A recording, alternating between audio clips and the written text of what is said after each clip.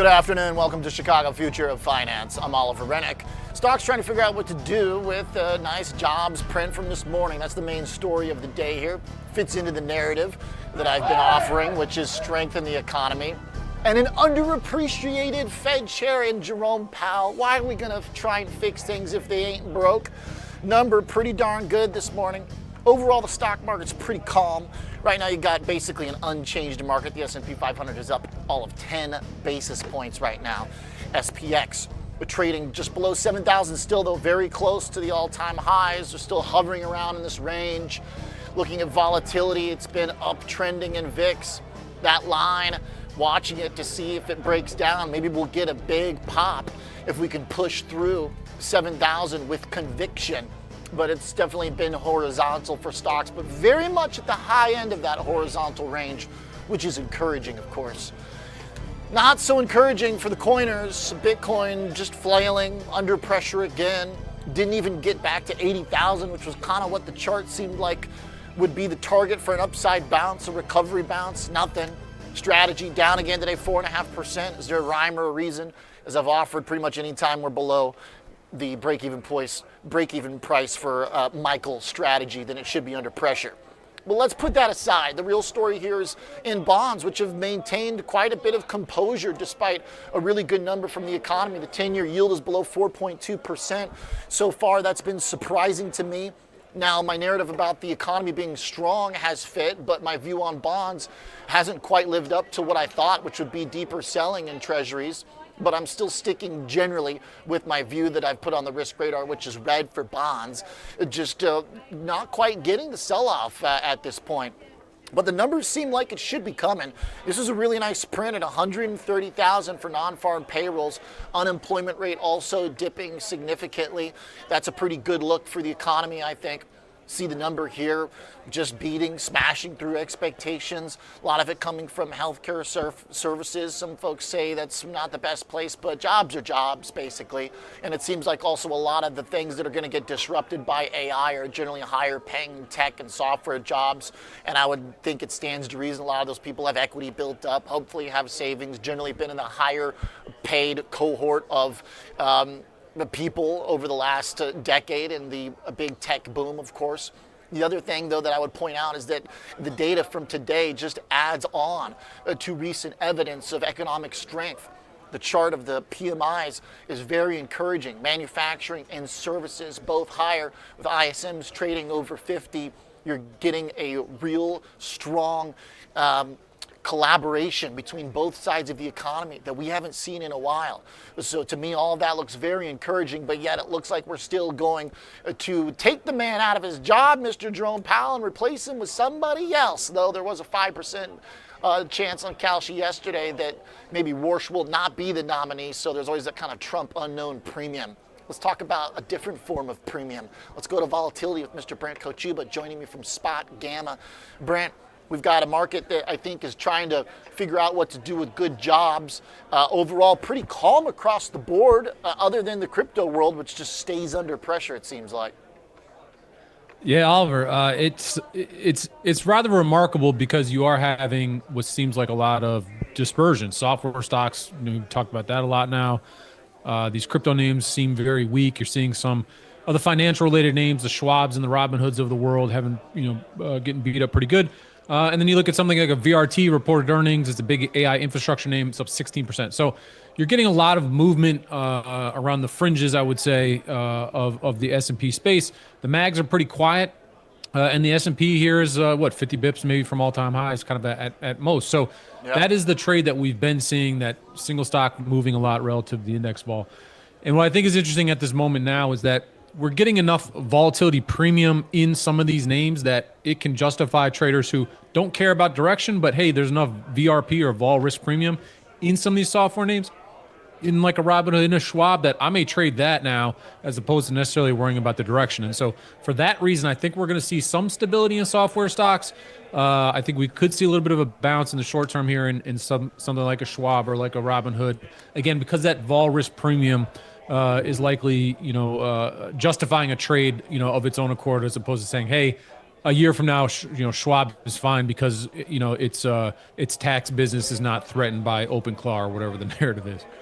Yeah, no, I saw that story, and it definitely, I feel like, rings true. I mean, there are a lot of, for Schwab, for example, the way I described it when I was there, when I talked to Rick Wurster, the CEO, who kind of liked the description of it, was that it's kind of the Walmart of finance. It's got like everything you need, basically. That's kind of it's really a lot about conveniences. You've got every different type of tool that you could want. But if there are then specific now programs that people can use that are very cheap, that can be deployed by smaller businesses to target things that kind of chip away at some of the aisles of that Walmart, then okay, like it makes sense then to have some, price reconstruction, some depreciation. I think for the Robinhood, it's largely a crypto thing right now, trying to figure out what part of the business is going to slow down if crypto blows up. But to your point, a lot of the cloud stuff and the software stuff, I think, has been a very reasonable sort of competitive displacement. But it's also gotten like pretty extreme. Yeah. Schwab doesn't have a lot of double-digit moves like it has in the last 2 days. Yeah, that's right. And, it's about forward guidance and expectations. And, the rate of change of move on some of these things is big. I'll be honest with you, I didn't even know Schwab had a tax business. I mean, if you have a 401k there or whatever, it's something. And if you are, do you really want to switch your Schwab to some unknown app? And that app is probably going to get displaced by ChatGPT or whatever anyway. So all this is to simply say it's the rate of change that is shocking. You look at Unity, ticker U.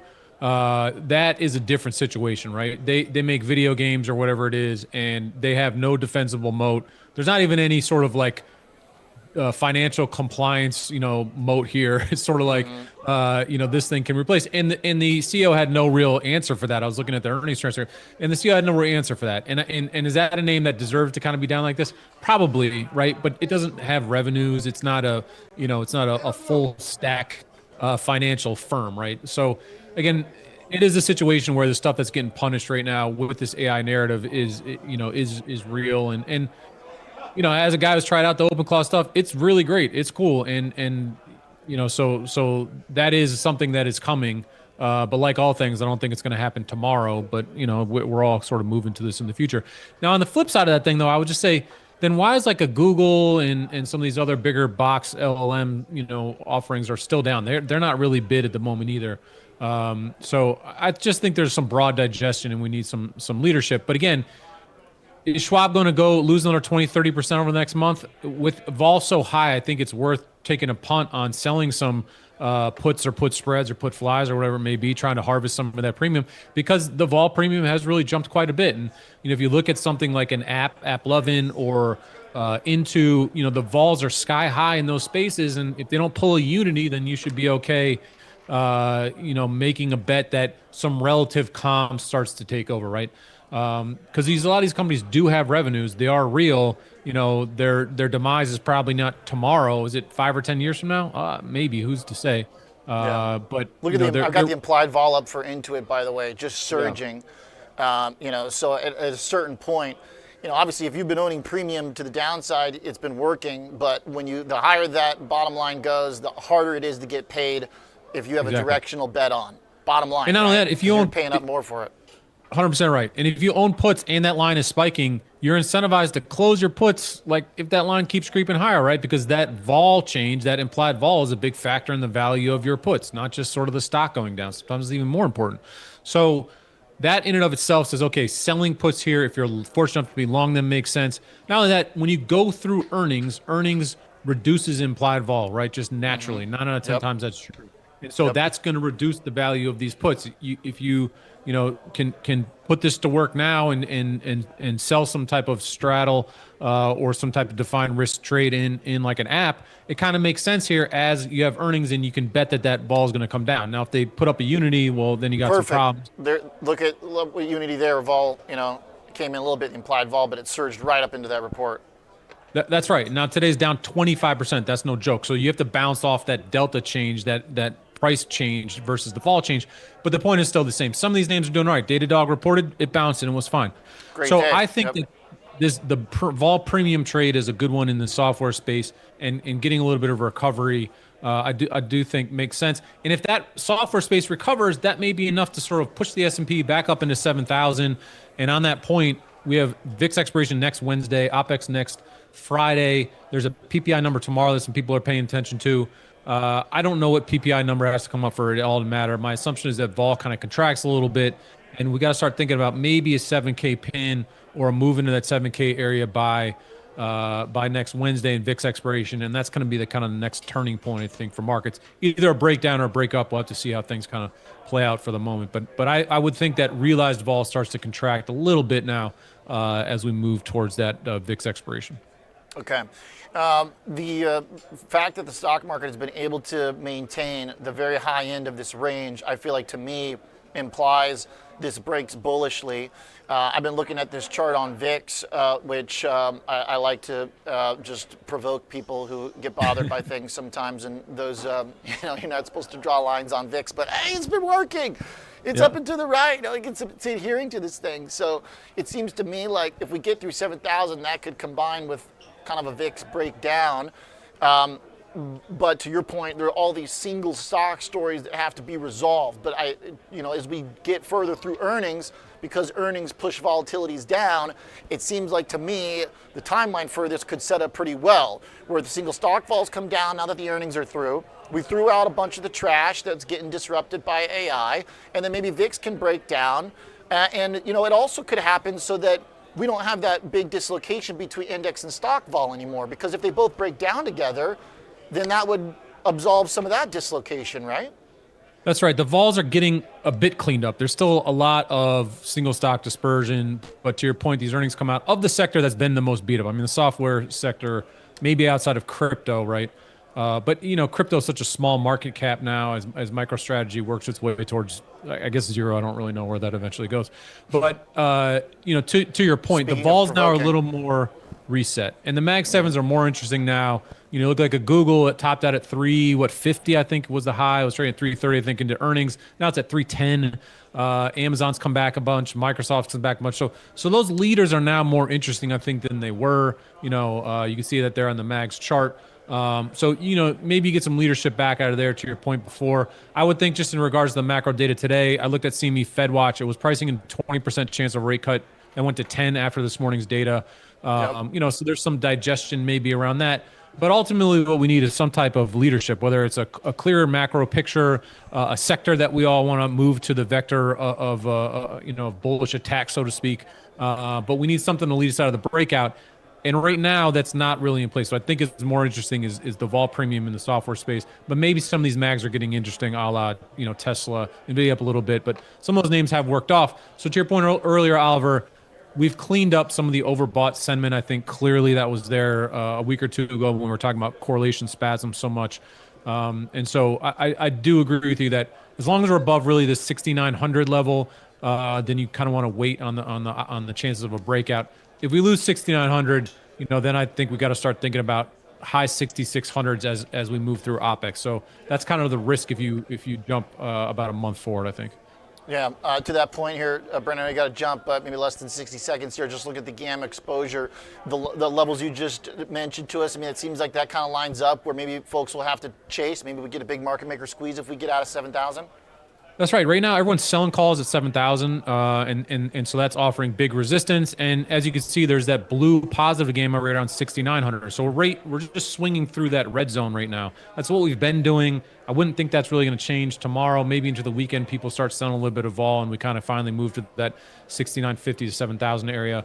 But this is just sort of the effective range, right? And I think OPEX is going to release the range. Now, do we break to the upside or break to the downside? It's a little too early to tell. But for right now, I think it remains higher. I think, again, software stocks, if they catch a little bid, that can offer a little bit of support or a tailwind to markets. And again, the little bit of vol premium that's available, I think people are going to try to squeeze that for now. Now, again, if we lose 6,900, all that goes to the side, right. and I would worry about that extended downside. Yep. Yeah, great stuff. All right, big moment here. Hopefully it resolves to the upside. Economic data seems solid, like we can support it. Seems like we could get vol and some of these earnings that have been wild to subdue, and maybe get index vol to subdue, and we rip. Thank you, Brent Kochuba. Appreciate it very much. Yeah, Take care. nice. Good look at the market there, in particular, as well as the key levels with the S&P 500 just so darn close to getting that 7,000 breakout. We're just hugging it like we really want it. Earnings have been the exciting story, though, of course, with a lot of the big moves. One that's been to the upside that I don't know if anybody caught it, but I know one of our guys did, Chris Brecher, joining me on the line here from TradingNest.tv to take a look at some of the big earnings move. What's up, Chris? Your stock Generac you put us on to a few weeks ago went absolutely ballistic, so I figured we should check in. Look at this thing. What exactly happened here? Well, they came out not with the best earnings in the world, but they said that this whole power generation thing that people are going to need backup. So that was pretty neat.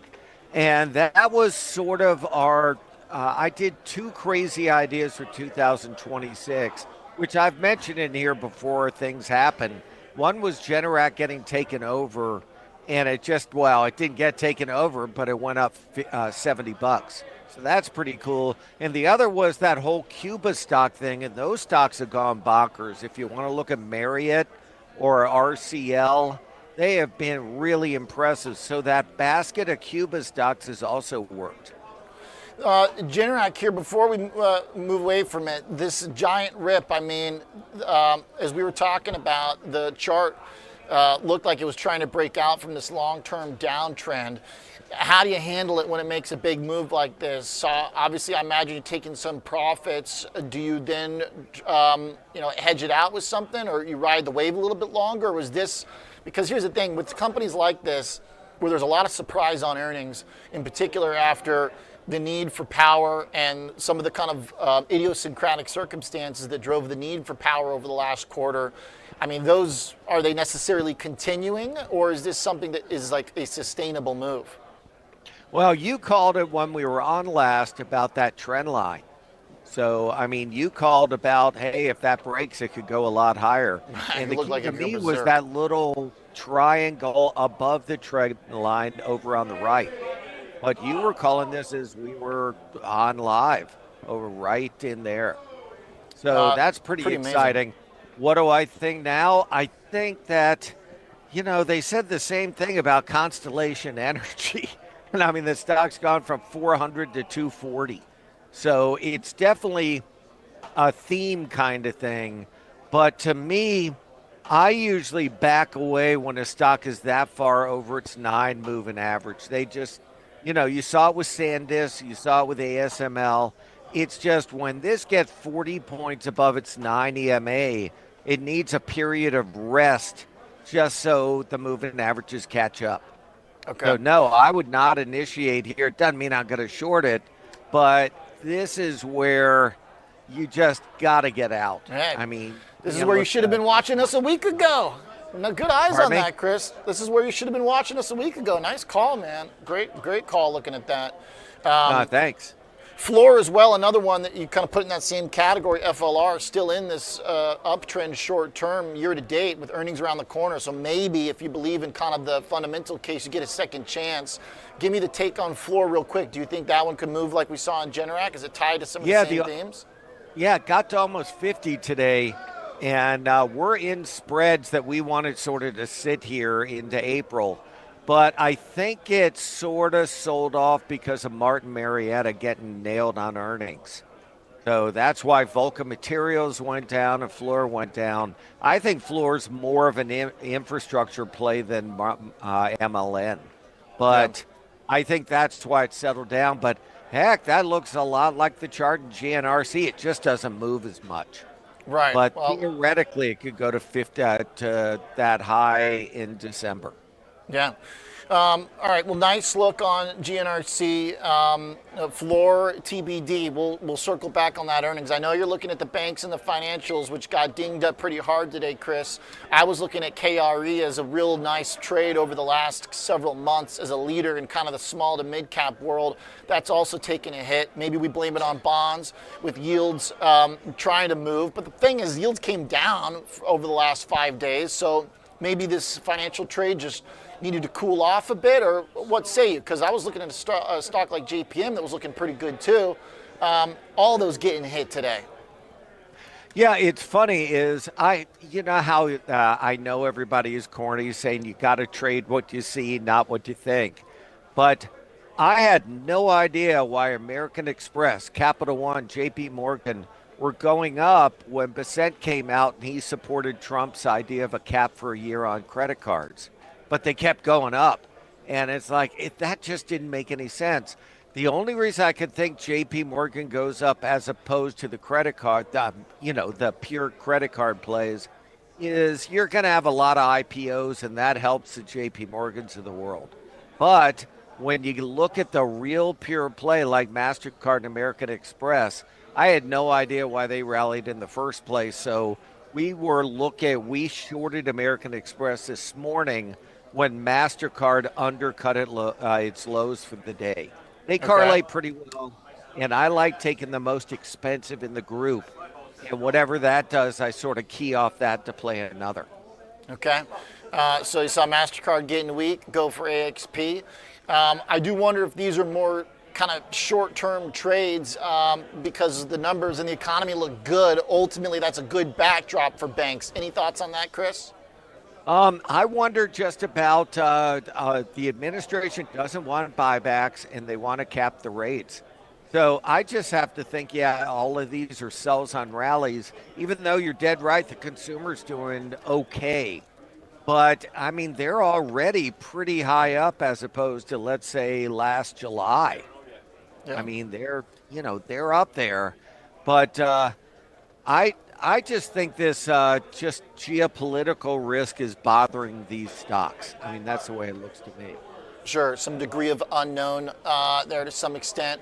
Well, hey, the big mover, I think, of the last 24 hours, maybe the most underappreciated one, was Generac on earnings. Nice eyes on that, Chris. Appreciate it. Always a creative take. Thank you very much, sir. Yeah, thanks for having me on. Take care. You got it. Chris Brecher, good eyes on the charts. Some of the underappreciated earnings moves. Maybe Floor will get the Generac move. 2-minute buffer break. Then we'll be right back. Got John Najarian going to join us. Take a look at some of the action in markets today and what's on deck for the next few sessions here. We're also going to get a deep dive into the options overlay strategies at Liquid Strategies for the Cboe exchange traded profile of the week. We'll be talking about a big competitor to the JP Morgan hedged equity fund and more. Market's hanging in there right now. The S&P 500 is still up on the day. It's added all of 1 basis point, basically, since we last checked. We'll be right back.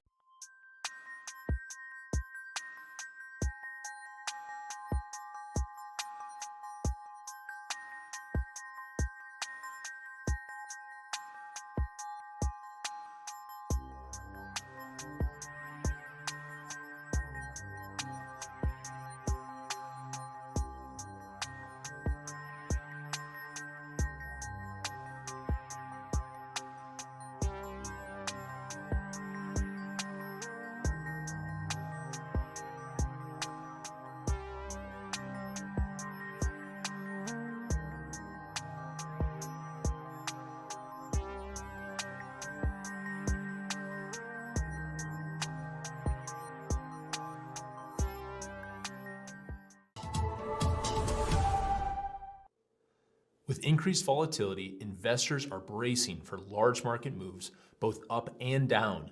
Will the market rebound 30%, or will we see a 30% drop?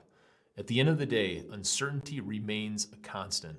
Innovators' floor ETFs are designed for volatile markets. They aim to position portfolios for market moves regardless of direction or magnitude. They are intended as a core equity solution, providing exposure to U.S. equities with built-in downside protection, seeking to deliver more than 70% of the upside and targeting a max loss of 8 to 12% annually.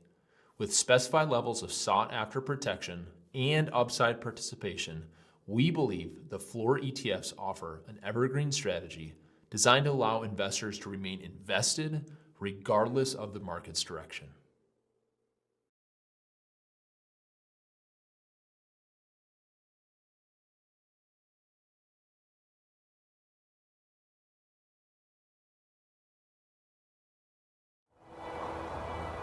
There are 2 things about Chicago finance you can't get anywhere else. The first is kind of hard to miss. Everyone's trading options. Cboe is on a 5-year growth streak making billions, and its goddess of grain sits atop the final pit of open outcry.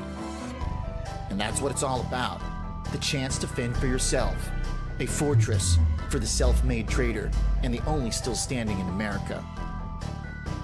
The second thing you may not know, but it's worth trillions. Chicago is the only major city in America that's home to 2 of the top 10 registered investment advisors, according to Barron's. That means a steady river of passive money and fixed income pouring into the city. If you think you can beat the market, this is where you do it. If you've got value, price will discover you here in Chicago, the future of finance. Join me, Oliver Renick, from Cboe, Tuesday, Wednesday, Thursday, into the closing bell, live from Chicago.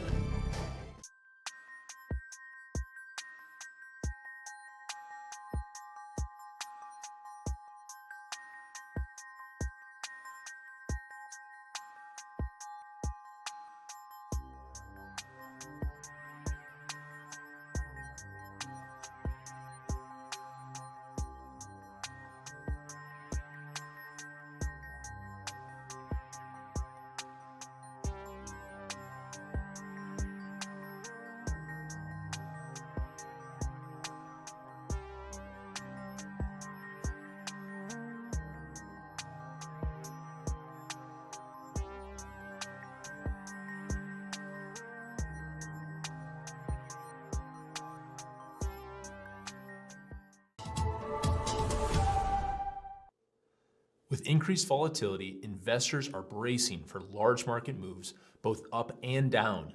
Will the market rebound 30%, or will we see a 30% drop? At the end of the day, uncertainty remains a constant. Innovators' floor ETFs are designed for volatile markets. They aim to position portfolios for market moves regardless of direction or magnitude. They are intended as a core equity solution, providing exposure to U.S. equities with built-in downside protection, seeking to deliver more than 70% of the upside and targeting a max loss of 8 to 12% annually. With specified levels of sought-after protection and upside participation, we believe the floor ETFs offer an evergreen strategy designed to allow investors to remain invested regardless of the market's direction.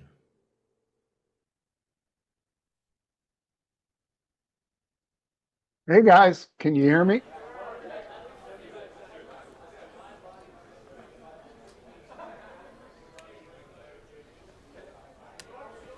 All right, welcome back. We got stocks holding on here as the movement is small, but at least it's positive. Bonds have gotten a little bit more action at the 10-year up, and bonds down 20 bips. But there still is a pretty quiet session despite a nice beat in jobs. Let's talk to Mr. John Najarian on the line from Market Rebellion. John, what's up, sir? It's all good, Oliver. Do you hear me okay? I hear you good, sir. The market, Fantastic. I don't know, is it hearing the message about jobs? How come we're not ripping on this? Things seem pretty good in the United States of America. Well, and they are pretty good, but as you saw and as you've been discussing, we had people looking at things like, well, the president's talking tough about Iran again. And so, of course, Brent and WTI, West Texas Intermediate, both went up. And they went up, of course, because what if there's a some sort of a disruption in crude oil transport and or production out of that segment of the world, that section of the world? That would be a negative. And it didn't take much. I mean, we were up 200 and some odd points, flipped like that, and now we've gone right back to the upside slightly, not the same. But yeah, I think it was a great jobs report. It certainly gave people a little bit more to digest after yesterday's retail sales numbers. We're talking about a different sort of economy than the one that today's job numbers describe. You know, the moving crude, I'm glad you bring up, John, because there is a pretty interesting chart situation developing in WTI, which has been in such a reliable long-term downtrend that anything that threatens to violate that downtrend gets very interesting to me. I think it definitely fits the commodity trade that we've seen in the metals. It's just crude has been very slow to pick up because it's got all the other forces of U.S. production behind it that keep price subdued. But when I look at the chart, boy, it could get really interesting if it breaks 65 bucks. It feels like the last time we did that, we had a range all the way up to high 70s, maybe 80. Think that's something that could be possible if we start pressing the right geopolitical buttons? I think it would be beyond that. I think we would need true disruption, not just these, not just these discussions. Not just saber rattling, Yep, that's well put by you. Saber rattling. These are, threats. They're certainly, I think Iran pays more attention to the president and his threats because of what happened, both with the attack back in December as well as the what went on in Venezuela. So he's not a paper tiger, but he does rattle that saber or, get people all excited. And then it usually just goes right back to normal pretty quickly. Yeah, it's a usually pretty reliable rip to fade in crude. I would say among so many assets, it is a very reliable one over the last several years. I mean, looking at the 3-year chart, the thing just every time very reliably dips off. And I think that's been helpful too. I think one of the biggest stories economically of the last decade is the U.S. leading on production. So it makes sense that there is kind of a call constantly being sold here. Yeah, and I think it's not the little boy who cried wolf. It's not, oh my gosh, there's going to be a massive disruption. It's just people price in. They use their modeling and they basically say, well, if this lasts more than a few days, maybe we see $3 or $4 worth of upside in crude, and then we better be ready to hit the exits pretty quick because the rhetoric will be toned down and so forth and so on. Is that what I'm anticipating? Yes. So I saw a bunch of back and forth in options on ExxonMobil and in Chevron that would, of course, tend to react rather quickly to something good or bad out of I guess I didn't even realize what was going on with Exxon, John. I've been sleeping on that one, I suppose. No, I don't think you're sleeping on it. I missed this one. Yeah, it's always interesting. I was watching Royal Caribbean. When you look around at some of the largest places, the largest users of fuel oil as well as gasoline and Jet A, the cruise lines are right up there on the top of that list. And then airlines, of course, whether it's United, UAL, or whether it's American Airlines, whether it's JetBlue, any of those, you would expect that when crude rallies, those would go in the opposite direction. And indeed they have. Yeah. Again, United, I'm showing it down 2.5% today.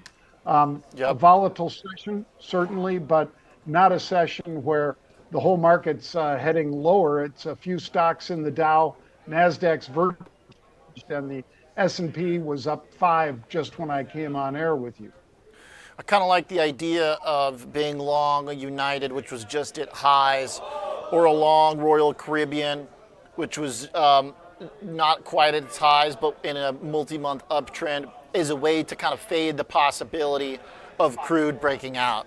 Because when I look at the jobs data today, I look at the consumer spending number that was in there as well, and I look at what these companies offer, especially the cheap cruise. That's been one of the favorite ways for folks to indulge over the last 5 years. Yep. It's been for cars that have internal combustion ice. Nobody wants more engines versus, and with it, that is the input that of coming down in price rather dramatically in the last 12 or 13 months since the president elected. I think we've got an issue where people would like to see crude oil continue lower, and they're likely to see that after a little bit of this, again, as you said, saber rattling. Yeah, I'm kind of in that camp too, where generally whenever it looks like crude's about to do something big and bullish, it doesn't. However, the chart getting pretty interesting with this kind of like ascending triangle, if you will, that's been going on for some time in crude oil. But 65 bucks, we'll see if it breaks through there. John, a lot of people are watching the cloud and the tech companies around earnings. Questions in the chat today about potential blowback in the private equity world because of the software crash. Are you worried that this could become a contagion? There was a popular article going around on X as well, as someone saying this is like the beginning of COVID. Like, I don't know about that, you know? Like, all right, I'm not trying to be a jerk, but, you know, if you're getting displaced by AI as a programmer, you probably had a high-paying job before. Hopefully you got some equity. Hopefully, you know, you can, I guess you got to get creative now. Right. Well, and creative is never a bad thing. And, you know,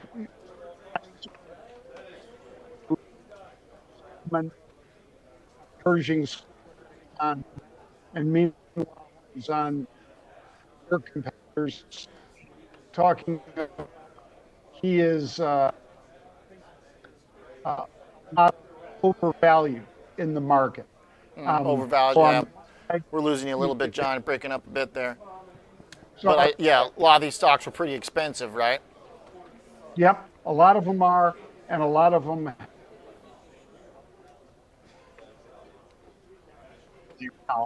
because you saw Salesforce today was getting hit.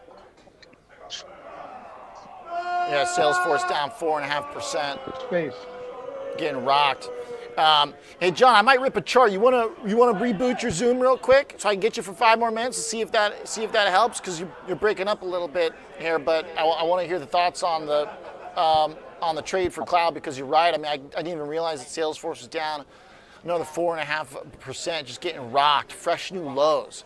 I mean, just absolutely obliterated. Now, if you look over the past 1 year, Salesforce down now 43%. So just absolutely brutal there, as we see cloud being the, coming off the chopping block in a very real way, being on it rather. IGV down 20% over the past year, also a pretty rough one. If you take it from the highs, IGV down 30%. Kind of interesting if you zoom out on the chart for IGV, still have this uptrend that's holding on for dear life, but obviously breaking here as we see the whole group come under some pressure.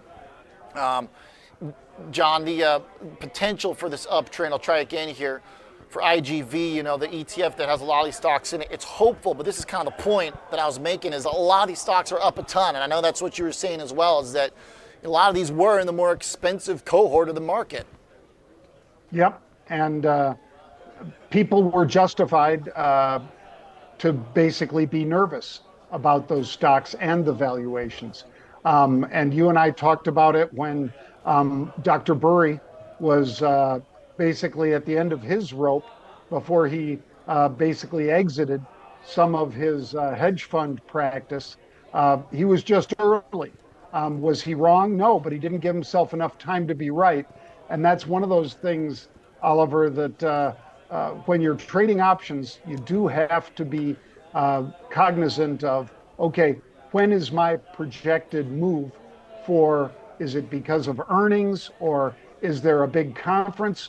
What is the reason? What is the catalyst for either upside or downside? And then give yourself enough time to be right.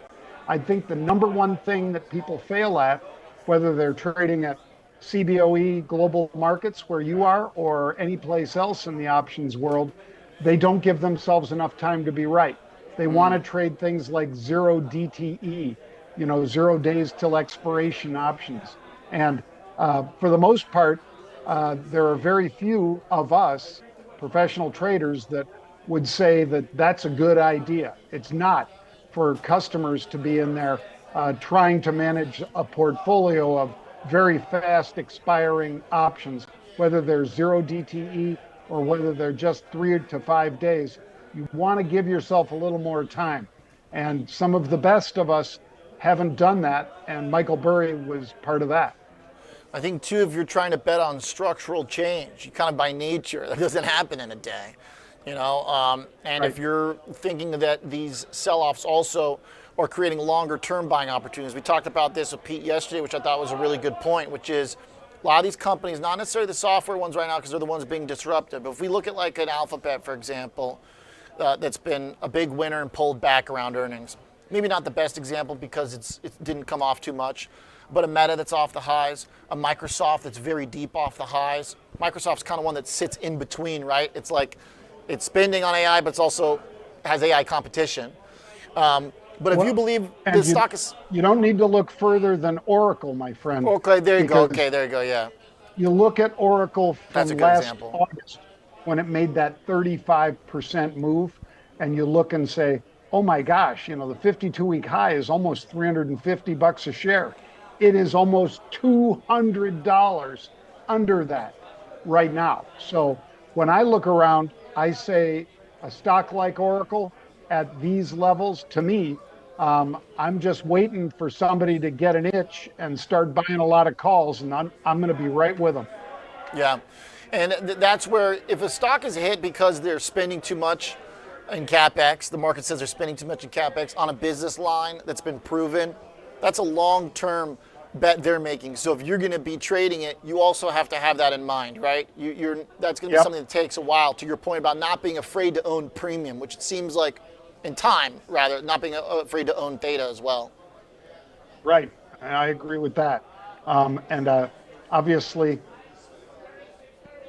people, when they get nervous, something a lot of people really understand, then they go for things like, look at this Generac move today. Yeah, we were just talking about Generac, that. I mean, just from a generator. I'm not making fun of great business, and obviously where I live in Puerto Rico, virtually everybody has one. The grid is down here, but the ability that these guys use endorsement Generac and this big, I mean, it was $140. $240. That's literally from the low of 110 in April, doubled, kind of out of nowhere. Love it. Like the thoughts on the tech trades and the message on the long-term options. Appreciate it, John. We're going to get you a Generac backup for your internet out there in PR with the storms hit. There you go. You're the man, though. We got the message through the chop. Appreciate it, John. Thank you. You got it. John Najarian, Market Rebellion. All right, you see the stock market right there, the S&P 500. Now barely up on the session. 5 bips, make it 469.64. But as you can see, our weekly candle just hanging out right near the previous 2, which is right at the all-time highs. The pain trade is in the coin still. Bitcoin down 2.25%. Of that has come up a little bit off the intraday lows. And then now in the last kind of few minutes, headed back down. Looking at the bond market, which has been the focus for me on the session. We had that initial sell-off in bonds right as the number came out this morning, but then recovered into lunch before fading again. So we'll see if the bears push the bond market lower in price, higher in yield into the end of the session. But if I look at the dollar, which has also faded off the early morning pop from jobs, doesn't look like there's a strong conviction in the macroeconomic trade today. What's working? Gold up 1.5%.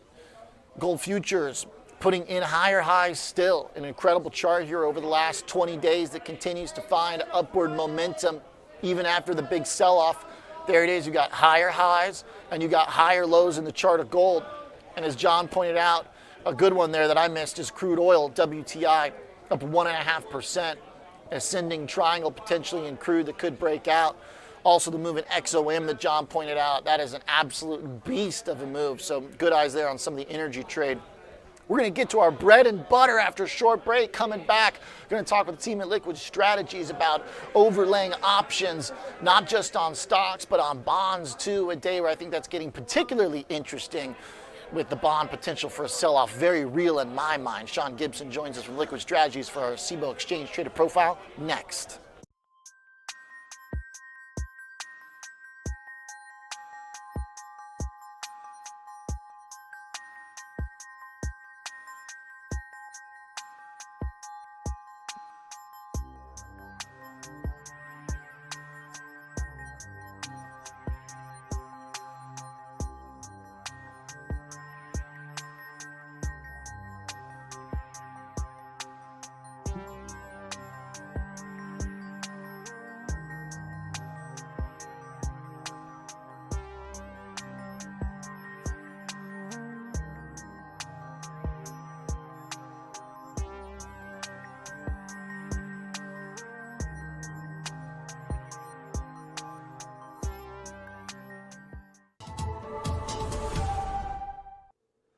With increased volatility, investors are bracing for large market moves, both up and down. Will the market rebound 30%, or will we see a 30% drop? At the end of the day, uncertainty remains a constant. Innovators' floor ETFs are designed for volatile markets. They aim to position portfolios for market moves regardless of direction or magnitude. They are intended as a core equity solution, providing exposure to U.S. equities with built-in downside protection, seeking to deliver more than 70% of the upside and targeting a max loss of 8 to 12% annually. With specified levels of sought-after protection and upside participation, we believe the floor ETFs offer an evergreen strategy designed to allow investors to remain invested regardless of the market's direction.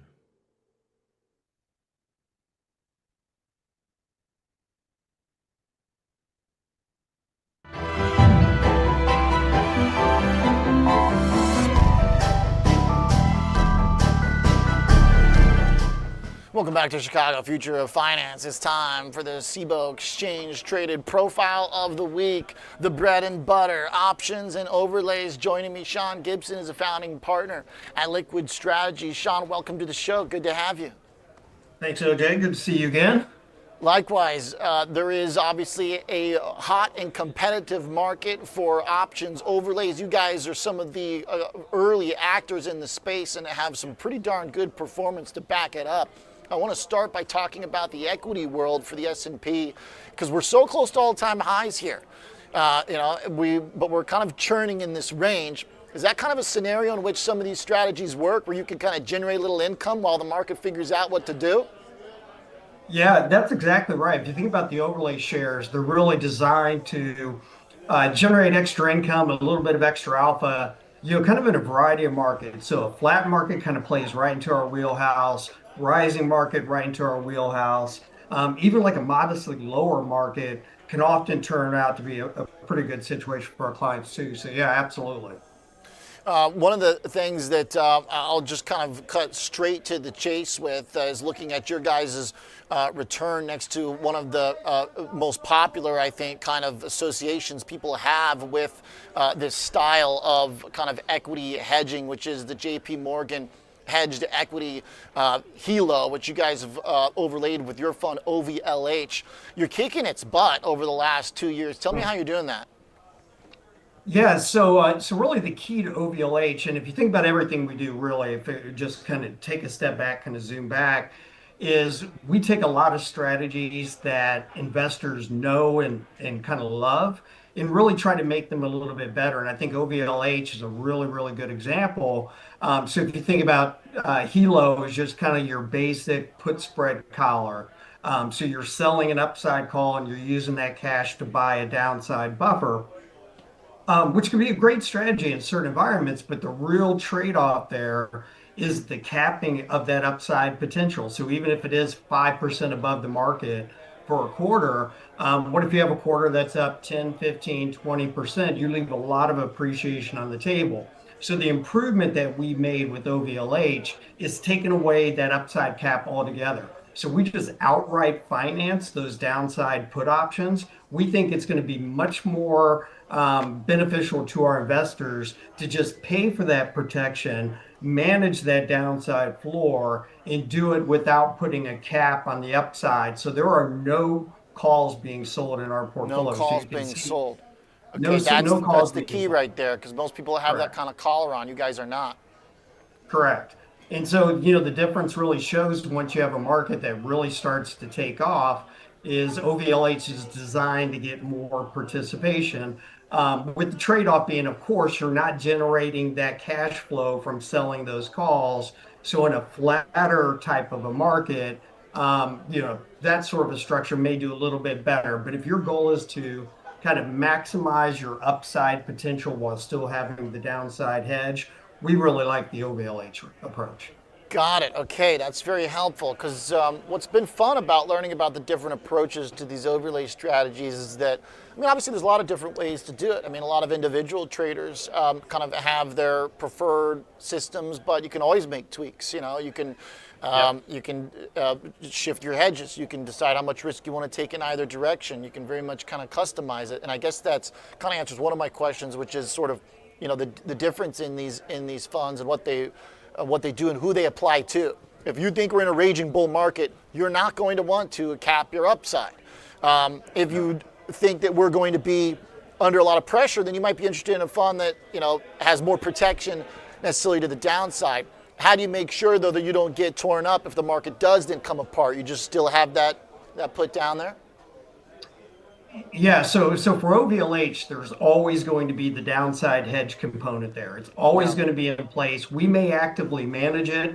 So for example, if the market goes through our long put positions, we may actively monetize and harvest some of those gains that are in that long put, but there'll still always be that downside protection. So clients are buying it for the protection, so it's always going to be there.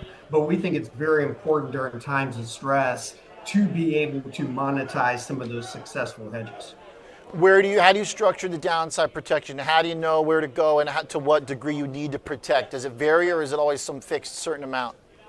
Yeah, so we typically start about 12 to 18 months out. So we do longer dated, and we do longer dated to really keep that kind of long-term cost down. So since we're outright paying for these options, we like to keep that cost down. And you could do that potentially by doing longer dated options. And they're typically set at about 10% below the market at the inception.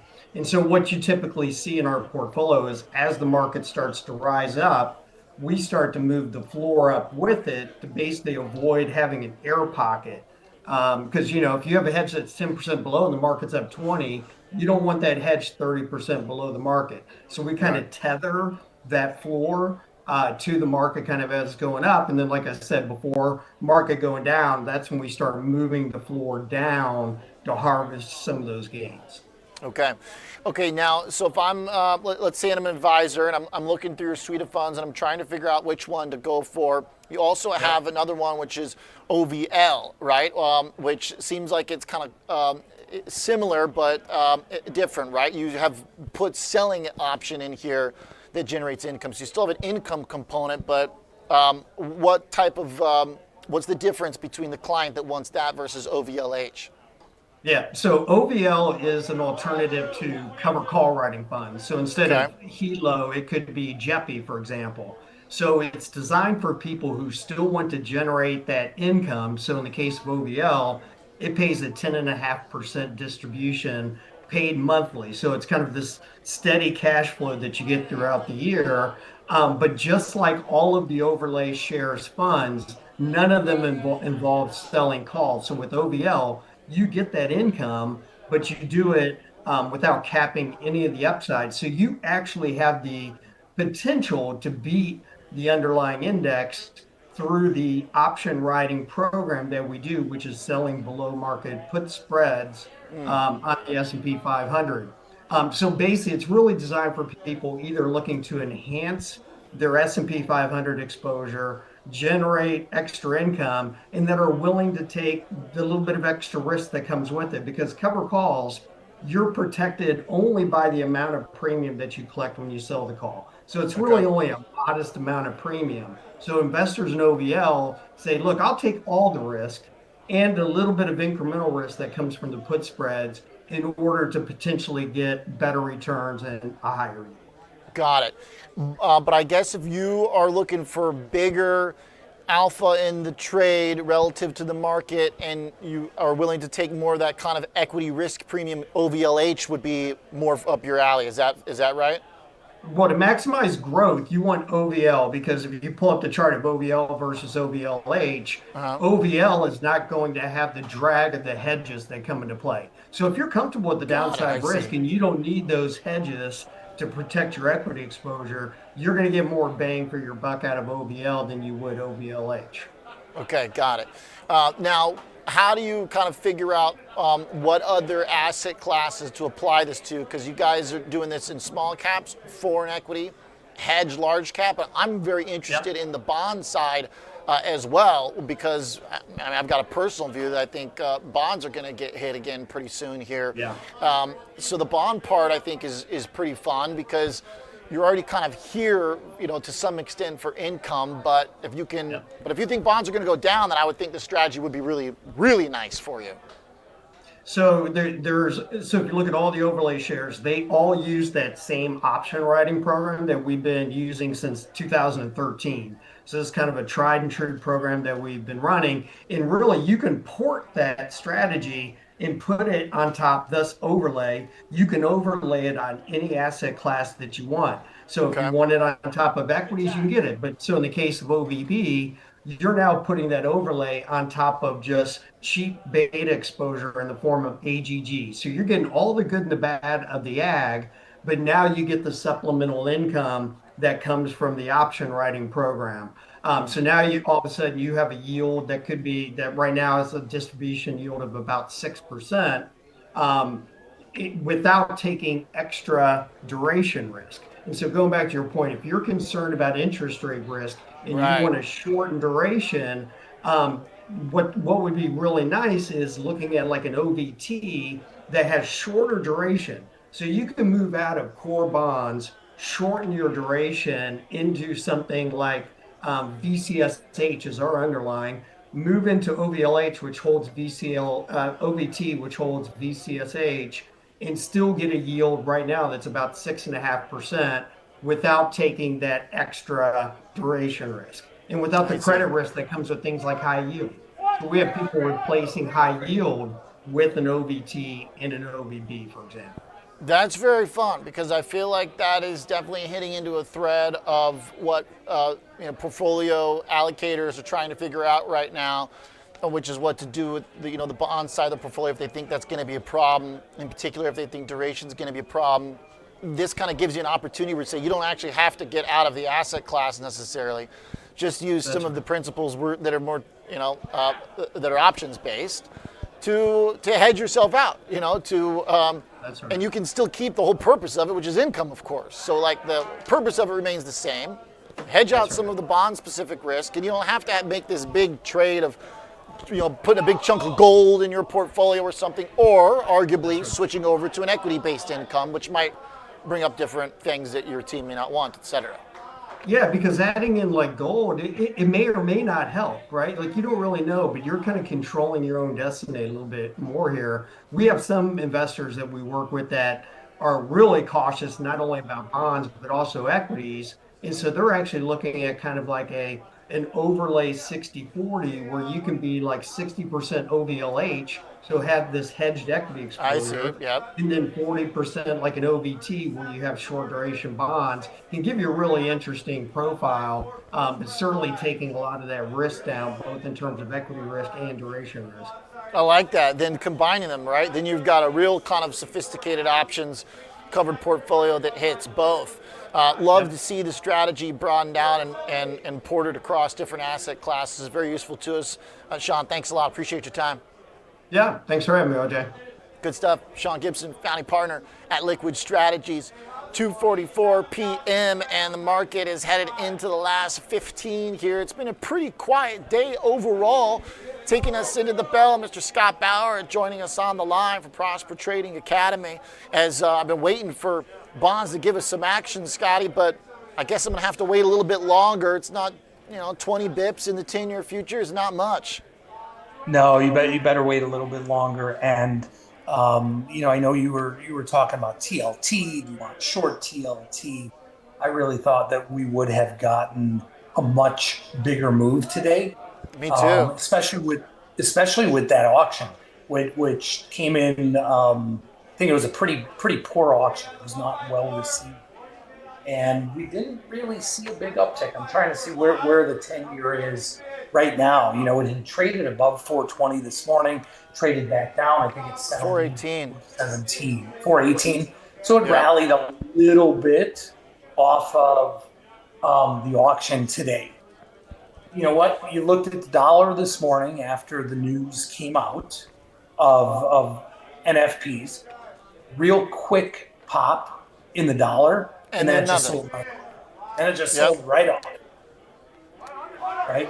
So, I was looking at the same thing, in the last hour and a half, trying to come back, but I don't know what else it needs. That was a monster beat on the top line.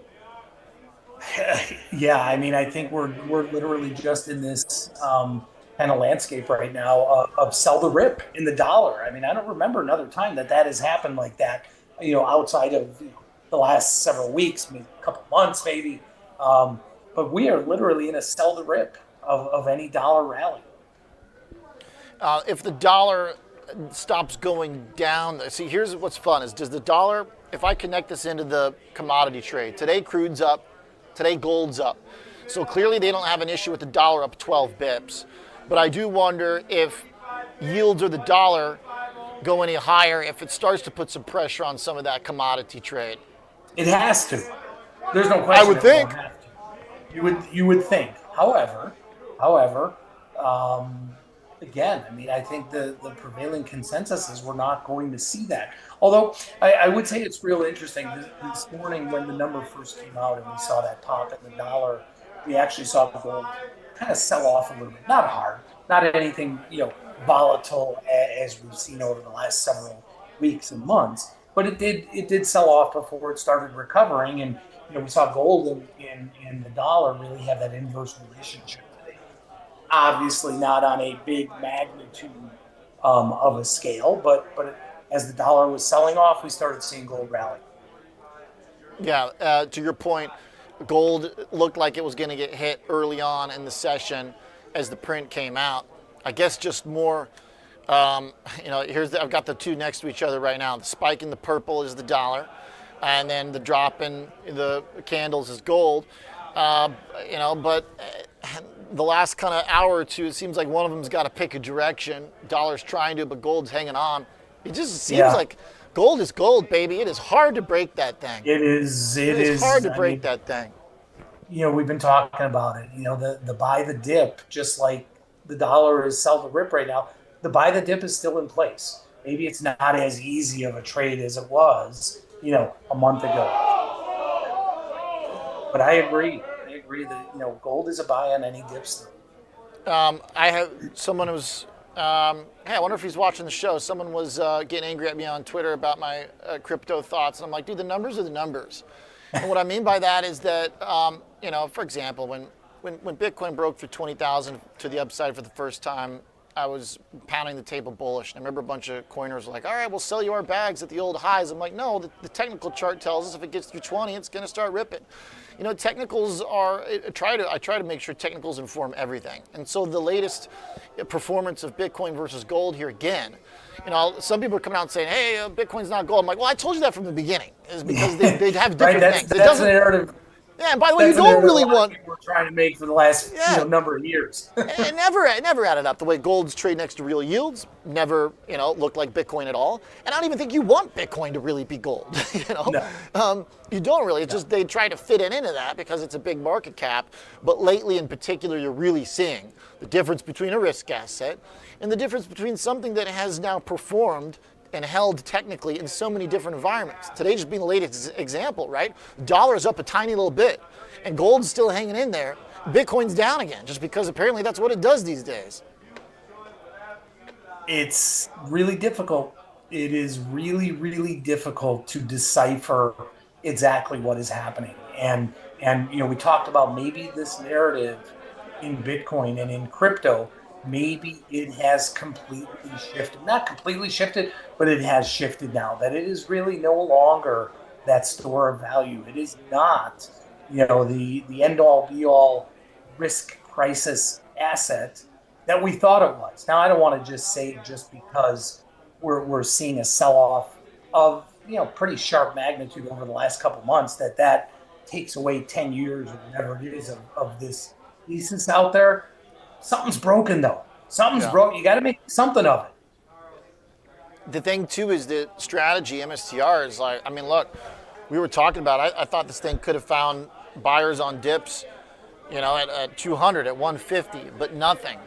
And to me, that's just a really bad look. But again, it also just fits because to me, the stock is a sell as long as Bitcoin is under the break even. It's so simple. This guy's whole strategy is buying something. If he's losing money on it, I say you sell a stock. Yeah. Until it's above it, I say buy a stock. Until you can show me something else in their reports that says that they are either making or losing money outside of what Bitcoin is, I don't see how you can't be right about that. Yeah. For BTC, the fact that this bounce didn't get us back to 80,000, I think means that we probably want to touch 60K and try that again to see if that holds, because that candle just hit it to the T and then came back. How are you reading the chart, Scott? Oh, there's no question about it. We're somewhat range bound right now. I don't want to say that a range 60 to 70 is range bound because it's really not, but that is. I mean, it's got to retest that again, Oliver. And if it does, and if it bounces off of there, then I think there's more credence to say, okay, you know what? Maybe we have put in a bottom. Maybe we are near that bottom there. There's no question in my mind we are going to retest it. Is it going to happen tonight, tomorrow? It's going to happen after CPI. If we get a really, really hot print, I don't know, but it's going to test it again. Yeah. Someone in the chat says they are in the Kevin Hinks camp of crypto being a good measure of liquidity. I think that's like a close approximation, but I would say that we've moved towards the idea of more liquidity coming. If you think about the Fed and cuts coming, and Bitcoin hasn't responded. I do think its connection with the Fed is also has withered quite a bit as well. I think a few years ago that description might have worked a little bit better than it is, because we now have had a year and a half of stable monetary policy or cutting rates. Bitcoin hasn't performed, so I'm not seeing it as that liquidity. And by the way, stocks are at highs, so I don't know if the Fed cutting is going to wake this thing up all of a sudden. Yeah, I agree with you. I think we're beyond that. I really do. I think you might see a short-term positive reaction, but again, it comes down to me that maybe that narrative all along of what Bitcoin was supposed to be has really started shifting. Yeah. Scott, tell me about how you're seeing this kind of last chunk of earnings. To me, NVIDIA is obviously the main highlight, a couple weeks away. Chart trying to hold in. It seems like if the market really wants to break past 7,000, we're going to need some of the big boys playing again. You got hopes for that? I have hopes for them, but right now the market is not looking that way. The market is punishing, absolutely punishing anyone and everyone unless we see the most outstanding report out there. So yeah. I think right now, big ones, the alphabets. As much as I love Alphabet, I am an Alphabet bull. Yeah. But I think you got to sell a rip there too until we get to a level, and that level for me in Alphabet is probably more like the 335, 340 level. So we get a rally back here, just because of the nature of the market right now, and just because of kind of the overriding theme right now that sector has some issues. I think you got to sell it at some point. That is going to turn. Yeah. I am long. Full disclosure, I own Google. I'm long it. I love it for the long term. But I think as a trade, you got to sell it on any rally, and I think that holds with a lot of the big guys. Obviously, NVIDIA doesn't fall under that category right now. NVIDIA looks okay at 192. In terms of, but it's still range bound. It's still been stuck in that range. In terms of after the bell and what's coming up, Fastly, HubSpot, we got Cisco, I guess, maybe one of the highlights for tonight. Cisco chart is, it's had a nice couple weeks. So if they take the same scalpel to Cisco, then heads up. Any thoughts on that one, Scott? No, I'm pulling it up right here, and I can see it on your end too. I mean, you look at it, monster. You say chart's a monster. You say it's off to the races. What can stand in its way? And I can make that case for a lot of these stocks that have actually come out with decent reports, decent guidance, but the market didn't like it just because of where we were at right now. So I'd be overly cautious. I say that, and we'll probably see this thing rip to 100 or something. Who knows? But the chart certainly that looks would good. certainly be the exception to the rule, because lately everything like Cisco that's looked like this in this category has gotten drilled. Exactly right. I would say that there's a pretty decent line in the sand, and Cisco down about 10%, right around 77, 78 area, I think is the 50-day moving average, which has been a really, really solid support area here. And again, the market has a mind of its own, and they want to interpret the results any way they're going to interpret it. Yeah. Thing too is, as a hardware provider, maybe it can kind of extract itself from some of the software disruption. But in terms of earnings calendars, I'm also watching for Coinbase too coming up, which could be very telling after Robinhood got hit today. Coinbase dropped with it. But boy, it is right near multi-year lows, so better hope that number doesn't disappoint, Scott. Or that's that's another ugly one. That's another ugly one. And the market is pricing in the option market is pricing in right about a 10% move on earnings this week out till Friday, right about a $15 move or so. So that puts 135, 138 in the realm of possibility, maybe 170 on the upside here. For this thing to break to the upside, I don't even know what they could come out and say that's going to break this thing to the upside. Yeah, what signups on the Super Bowl commercial? I don't know. Yeah, I don't know. I don't know. This is when I'm staying out of this picture until afterwards. I don't see a good probability of calendars, arbing vol against one another, and directionally, I think we're in the middle of no man's land. Yeah, Coinbase desperately trying to hold on to multi-year lows at 150. It is hanging by a thread. Hanging by a thread, spending on Super Bowl commercials too. They kind of got roasted on a little bit. So, maybe they'll say something about it. But otherwise, for earnings, watch Cisco to see if it can hold on to the big run. And we'll revisit Coinbase into the earnings tomorrow. Scott, thank you very much, sir. Appreciate it. You got it, man. Have a good night. Scott Bauer bringing it home, Prosper Trading Academy. Yes, sir. All right. Getting out a few minutes ahead of the bell here today. Thanks for tuning in to Chicago Future of Finance. I'll see you tomorrow, 2 p.m. Central Time.